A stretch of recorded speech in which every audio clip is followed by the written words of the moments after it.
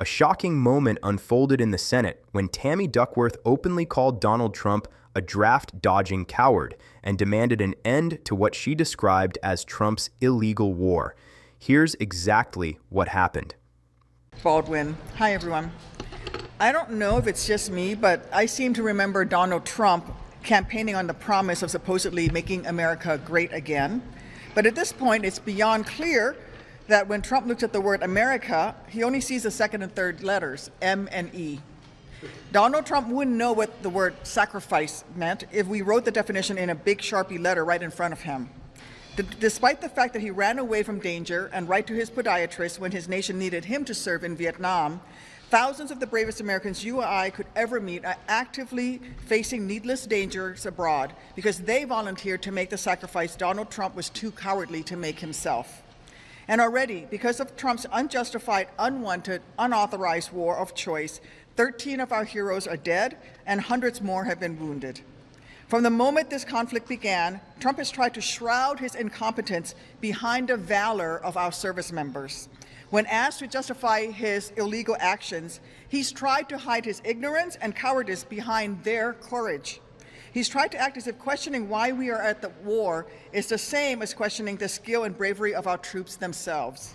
It isn't, not at all. I know that our military will always do the best job possible. When given a mission, our service members don't say, "Why me?" They don't ask, "But will I be safe?" No. Instead, they pack their rucksacks, they lace up their boots, and they show up, and they do what is asked of them, time after time, tour after tour. They will always execute their orders to the maximum capability of their professionalism, and they're proud to do it. The problem is, the man who's supposed to be their leader has no idea what he's doing.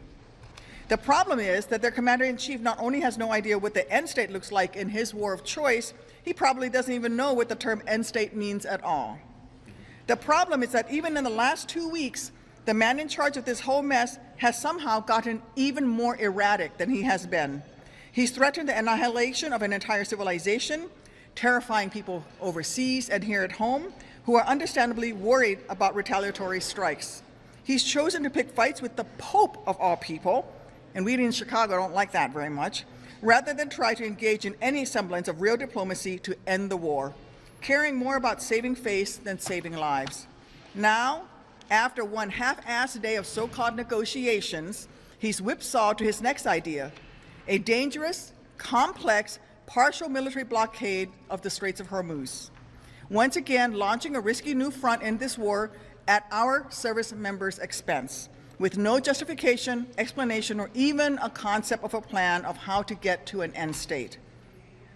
But you know, Trump is Trump, and is actively, unabashedly telling us to ignore what we're seeing with our own eyes.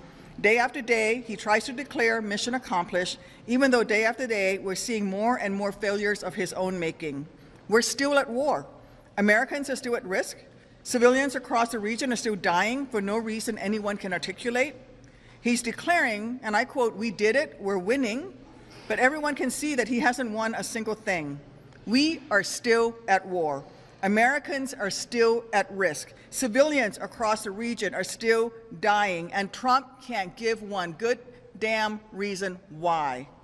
In reality, the only thing that Trump has accomplished over the last 6 weeks is more chaos. His actions, his incompetence, have led to the installment of a new, young Ayatollah who seems perhaps even more radical and more dangerous than his father.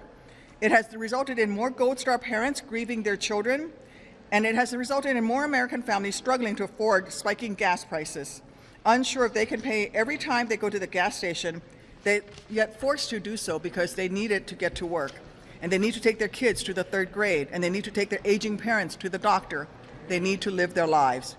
Only someone as inept and unfit, someone as callous and cruel as Trump would see this as winning. Only a draft-dodging coward would think that this is the right way to engage in war.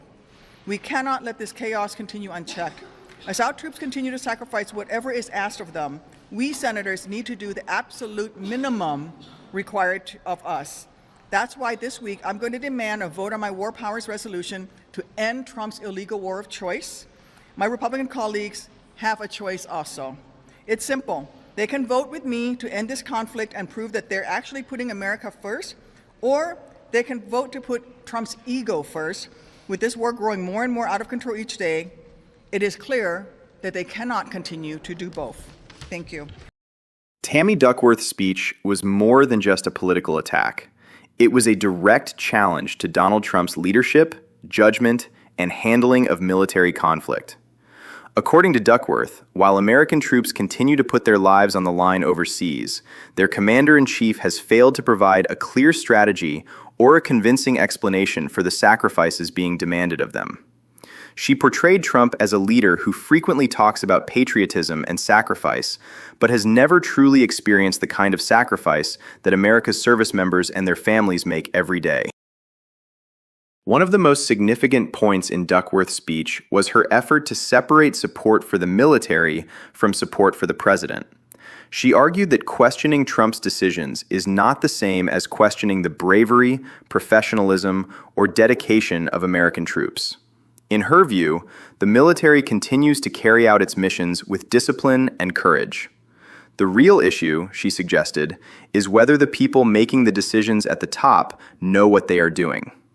Duckworth painted a troubling picture of a conflict that, according to her, lacks a clearly defined objective and an achievable end goal. She argued that the administration continues to project confidence and claim progress, while many Americans are still left wondering what success actually looks like. If a military operation is truly working, critics argue, the public should be able to understand its purpose, its strategy, and its path to completion. This is where Duckworth's criticism becomes particularly sharp. She suggested that Trump's administration has relied more on rhetoric than results. Rather than providing detailed answers about the direction of the conflict, she claims the president has focused on declaring victory and dismissing criticism. For many of Trump's opponents, that raises serious concerns about accountability and transparency. Trump's critics have long argued that leadership during times of conflict requires more than confidence and strong words. It requires a clear plan, a realistic objective, and a willingness to explain difficult decisions to the American people.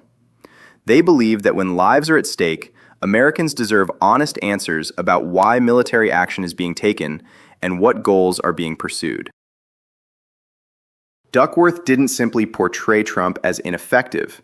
She portrayed him as reckless, a leader who, in her view, prioritizes political image and personal pride over long-term national interests. Whether people agree with that assessment or not, it is a powerful accusation coming from a U.S. senator and military veteran. Her speech also focused on the human cost of war. Behind every casualty report is a family forced to live with loss, uncertainty, and sacrifice.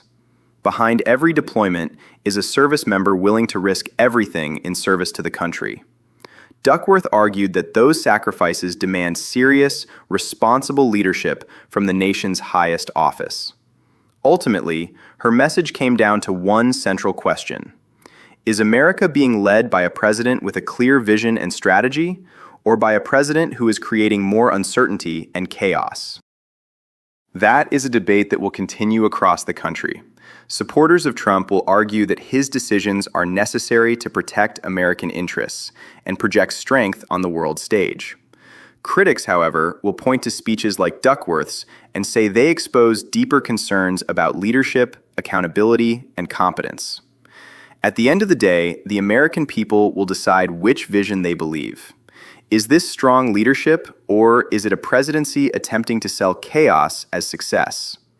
Let us know what you think in the comments below.